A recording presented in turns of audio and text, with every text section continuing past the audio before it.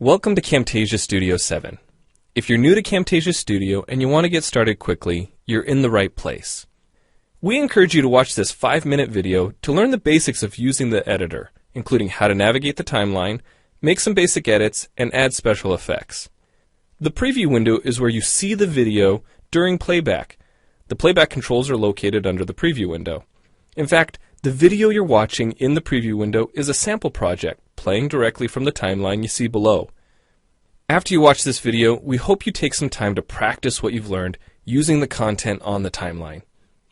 So let's start with the timeline. This is where you assemble and edit your videos. At the top of the timeline, tick marks represent time in terms of minutes and seconds.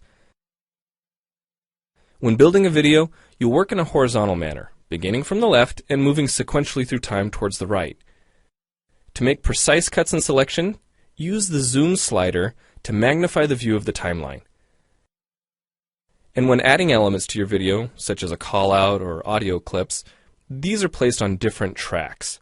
Tracks are created automatically, when you need them, when elements are added to the timeline. So depending on your video, you may be working with several tracks at one time. To change the position of an element on the timeline, just drag it. To change the length of an element, drag the edges in either direction. An important part of the timeline is the playhead. The playhead moves the timeline and indicates the current frame displayed in the preview window. To view your video, click play in the preview window. Notice how the video and the timeline's playhead stay in sync? Click anywhere on the timeline and the playhead moves to that point. The green section of the playhead is called the in point. Click and drag the in point to make the beginning of a selection. The red section of the playhead is called the out point. Just click and drag the out point to make the end of a selection. To bring the sections of the playhead back together, double-click the gray playhead. To split a video clip, position the playhead at the desired location and click the split button. And if you want to remove a portion of your video, make a selection with the in and out points, then click the cut button. If you make a mistake while editing, click the undo button. Next, we'll look at the clip bin and the library. The clip bin holds recordings, audio files, images, and title slides being used in the project you're currently working on. Then there's the library. It stores video clips, intros, callouts, title slides, and other elements that you want to use from project to project. The library is also pre-populated with professional animations, music, sound effects, and other content you can use in your video for free. To add your own clips or video sequences to the library, make a selection on the timeline, right-click, and choose Add to Library. To include clips and other elements in your video, drag them from the clip bin or library and drop them onto the timeline.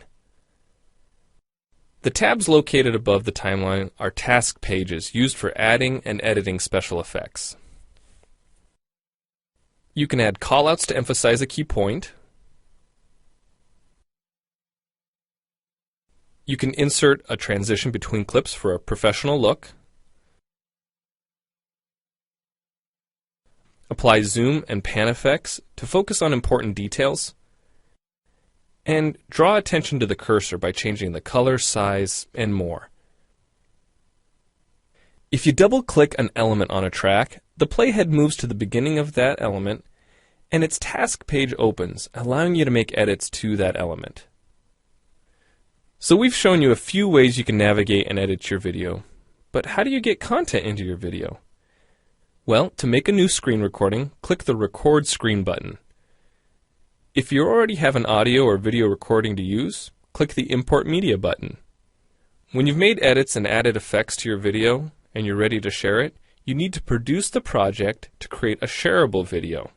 Click the Produce and Share button, step through the wizard, and Camtasia Studio creates a viewer-friendly, shareable MP4 file ready to upload to